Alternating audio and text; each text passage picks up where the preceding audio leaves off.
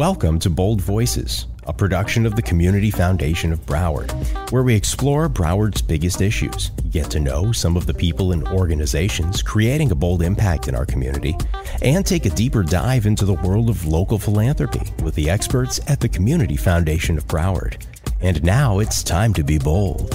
Thank you for joining us on Bold Voices from the Community Foundation of Broward. I'm your host, Ellen Jaffe, and today we're looking at one of the key issues that Community Foundation of Broward is involved in, and that is helping to develop young people, education, and youth enrichment. Boys and Girls Clubs of Broward County is one of the finest examples of developing our young people. And I am very happy to welcome President and CEO Chris Gentile to the podcast. Thank you so much, Ellen. Good to be here. It is great to have you, and sort of a patron of yours, one of the community builders at the Community Foundation of Broward, Cathy Donnelly. Thank you for joining us. It's a pleasure. We're going to talk first to Chris about the Boys and Girls Clubs of Broward and exactly how you go about enriching the youth in our community and helping them to have equity and equal opportunities that may not otherwise be available to them. Great question. Thank you for asking. And yes, patron and someone that has helped this organization get to where it is today. Cathy and James and her family have done so much for the organization,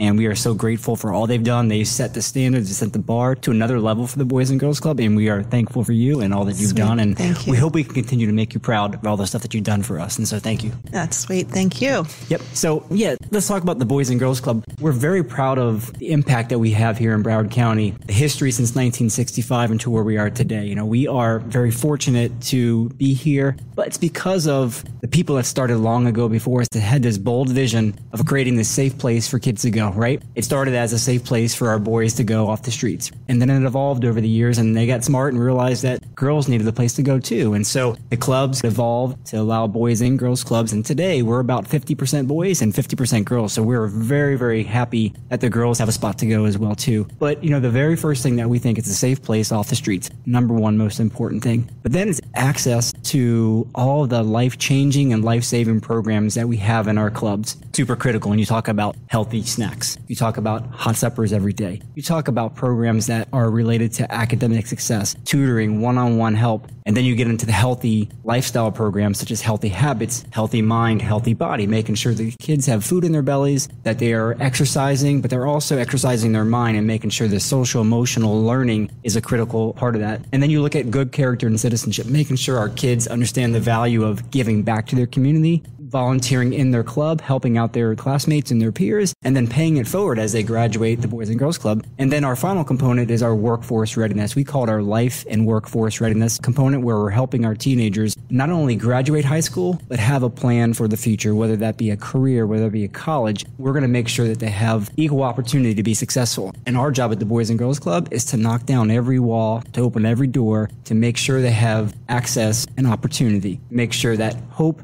never fades away for these kids. And we're so fortunate that, you know, we've been doing the things that we're doing, but it's supported by wonderful volunteers and friends and organizations all across the country, but especially here in Broward County, that help us do what we do. And we have a saying at Boys and Girls Club, it's called whatever it takes. We will do whatever it takes to continue shaping futures for our youth. I just love the words that you're saying are so inspirational. Hope, opportunity, equity, whatever it takes. And I've seen the results myself. I've seen the kids who come out of Boys and Girls Clubs, and they are just marvelous. They're delightful, and they're smart, and they've studied. And character, when you talk about character, the people you hire who are working with them on a daily basis, really, some of them have come from Boys and Girls Clubs, and you've taught them so well on how to get along with others, where in another circumstance they might have gotten into a fight, and you've taught them respect for others and for themselves. Yeah, you know, you mentioned a really key point. It's about our staff. It's about those mentors, right? And at the end of the day, those mentors make the difference. The people that are in the clubs, that are working every day hand in hand with those kids, that care about them, that become like a second family, or in some cases, a family to those kids. And oftentimes when kids graduate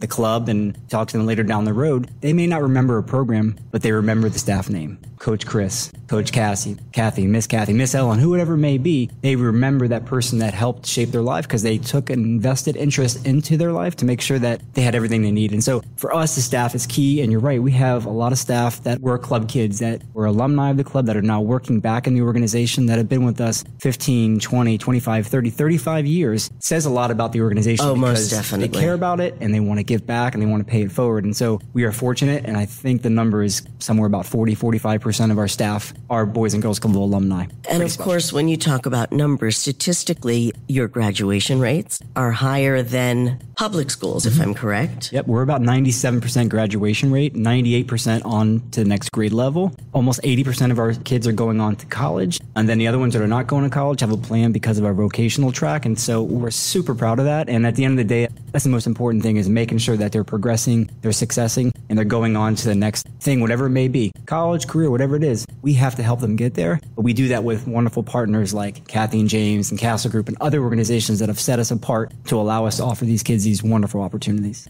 How many of your kids are first-timers in college in their family? Almost 40%. A lot of our families, you have to imagine too, are single-parent headed households, free and reduced lunch, go to Title I schools. Almost 60% now actually are families that earn less than $20,000 a year, which is staggering when you think about anywhere, but especially in South Florida. Oh, you can't survive. It's impossible. Yeah. No, and especially if you're more than one person. I mean, one person can't get by. Right. 2 people, 3 people, 4 people. Challenging. Right. No. And that's why we keep our membership rates at $15 a year. I love going to bgcbc.org, your website, because the first thing you see is membership, $15 a year. And that's for at least 1, if not 2 meals every day. Every day. And it includes the Best summer. deal in town. Best deal in town. It is remarkable. And this is where a patron like you, Cathy, comes in. Because I am quite sure you need to subsidize that $15 a year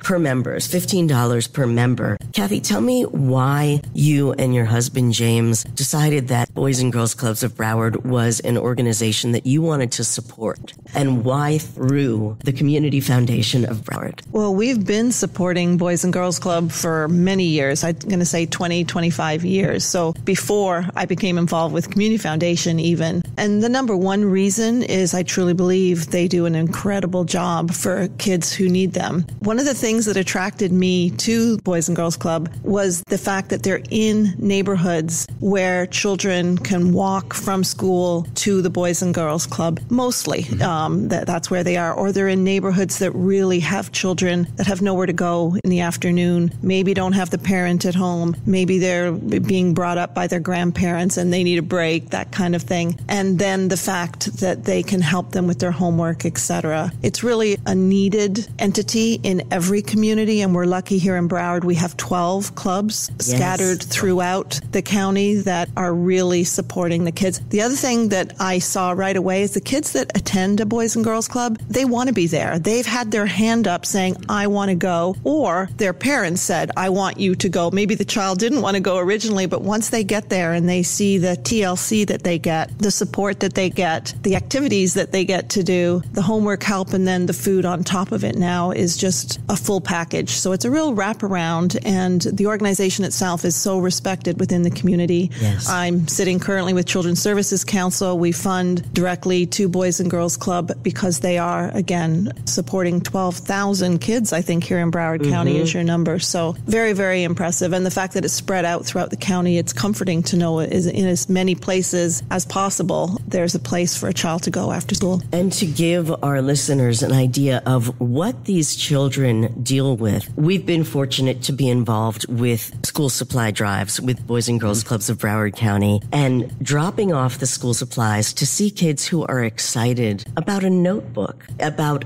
a highlighter. You know, it makes you want to cry, but they don't have those things. And without the basics, they can't possibly reach the same levels that other students have who are coming from a more financially viable home. So it really makes a difference.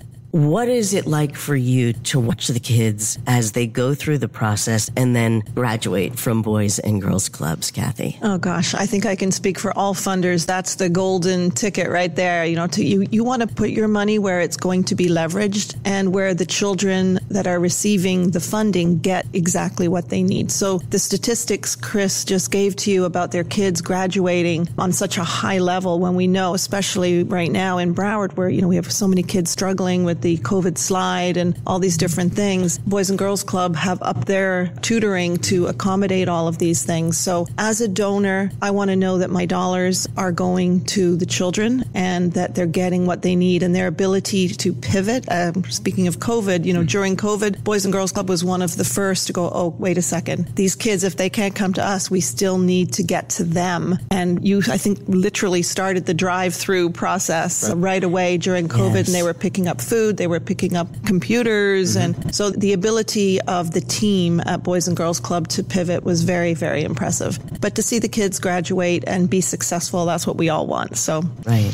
Now, when you came to Community Foundation of Broward, did you have in mind that Boys and Girls Clubs was an organization that you wanted to put your attention to, or did they help you determine that as you were setting up a fund? Oh gosh, that's a great question. I think I'm a little unique in that I, ran Castle Cares for the Castle Group for 10 years. And so my role there was to put funds out into the community on behalf of the Castle Group. So when I came to Community Foundation, number one, yes, to answer your question, of course, I wanted to give funds to the Boys and Girls Club. But I also, had others that we were working with. But Boys and Girls Club is always top of mind because they are one of our best supporters of children in Broward County. Right. We always talk about some of the most well-known Boys and Girls Clubs alumna.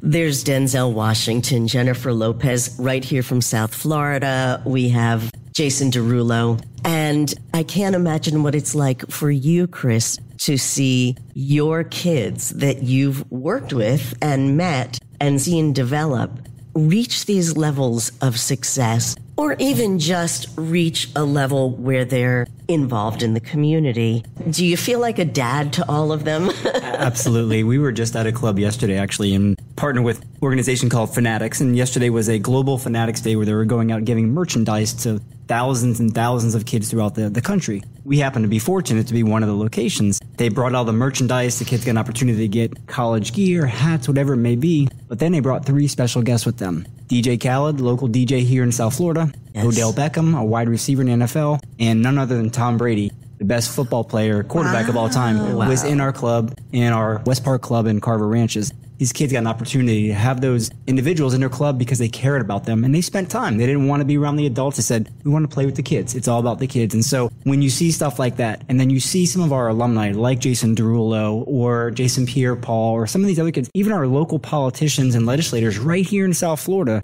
Chris Smith, right? Bobby Dubose, Chevron, they grew up here in the clubs, They saw what the clubs did for them and gave them the opportunity to be successful. And so when you see things like that, and then you see every other kid, graduating the club or coming up to you and say, I got an A or I graduated to the next club, that warms your heart. It gets tears to your eyes because we work so hard every day. Our staff works so hard to make sure these kids have these opportunities. So they're not determined by the areas that they come from, the situations they come from, whether they're neighborhoods or because they don't have a lot of money. A lot of people sometimes write them off. Our job is to say, that's false. You have every opportunity to be successful just as the person next to you, but we're going to help you. We're going to open that door a little bit for you. We're going to kind of push you a little bit. And to see when they get those opportunities, how they take a hold of them and they run with it, it's just so special. So yes, I look at it as a father figure, but sometimes I'm a brother. Sometimes I'm a cousin, but I'm in there with the kids because I really want to see what they're seeing, what they're feeling, and what things they want to have in their clubs so they can be successful. And so it brings tears to my eyes every single time I go into a club.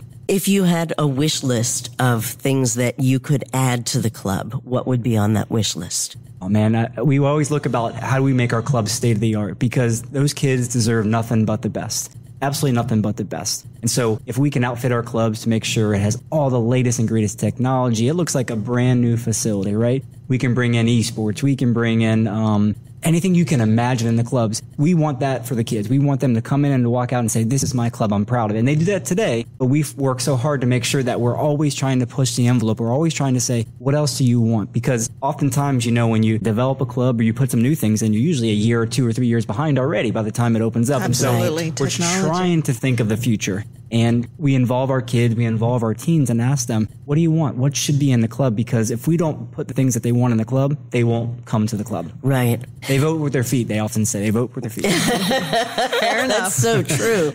And especially when you're doing homework help with the technology constantly changing. I know you had renovated one of the clubs with all new laptops, but there's 12 clubs. They all need constant upgrades. So, Cathy, what you provide in terms of support for the club through the Community Foundation of Broward is obviously going for a tremendous benefit. What would you say to encourage other people to get involved, to take a minute and go to bgcbc.org or cfbroward.org and make a donation or start a fund if they want to start their own fund and target education and youth development if that's their passion? Or maybe their passion is the arts, or maybe their passion is equity, whatever it is. How do you encourage people to take that step and become involved? Well, I think there's 2 prongs to that. Number one, the easiest step to getting involved with an organization like Boys and Girls Club, as an example, is go for a visit.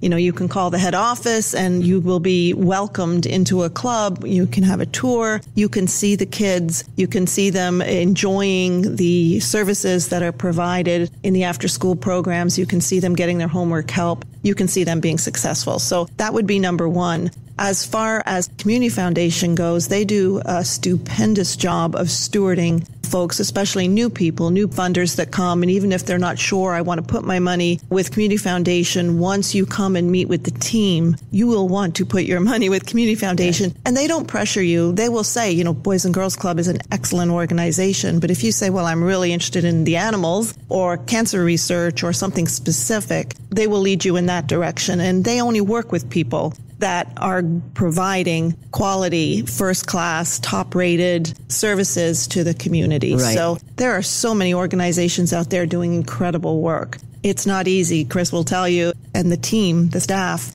it's, hard on them to make the magic happen with limited funds. So as a funder, it's a part of our role to be ambassadors for all of the agencies out there and then bring other funders in to help.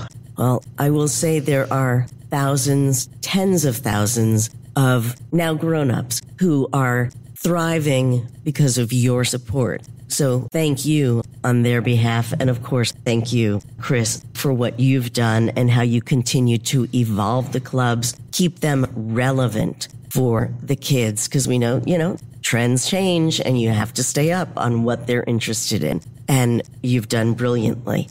If someone would like a tour, that's what got me. I came for a tour and I couldn't turn back.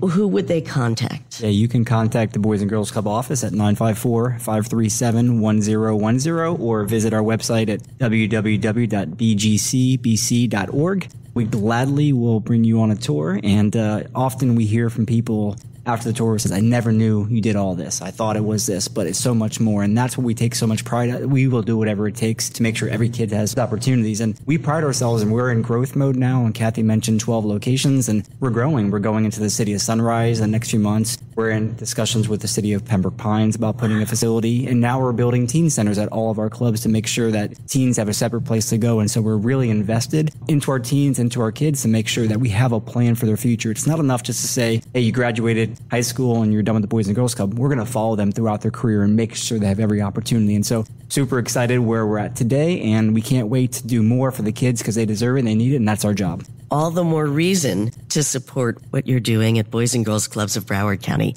Again, bgcbc.org. You'll see right on the homepage just a little word. It says donate, and there's an arrow. And I will tell you, the smallest amount, if that's all you can afford, it adds up. Every dollar counts. And if you're interested in a fund, Community Foundation of Broward is the place to go. cfbroward.org. Yeah. Chris Gentile, President, CEO of Boys and Girls Clubs of Broward County. Cathy Donnelly with your own fund. We're going to have you back because I want to ask you more about your involvement with the Community Foundation and you and your husband. We'll get into that when we do your own podcast. We certainly will. I will look forward to it. All right. Thank you both for being with us on Bold Voices with the Community Foundation of Broward. Thank you, Ellen. Thank you, Ellen. We always wrap up our episodes of Bold Voices with Kirk's Corner. Kirk Engelhardt, the Vice President of Marketing and Communications and the initiator of the Bold Voices podcast. Always great to hear your take on our guests. Chris Gentile, the co-CEO of Boys and Girls Clubs of Broward County, and also Cathy Donnelly, one of your community builders. This is like a philanthropic dynamic duo. That's the way I look at it.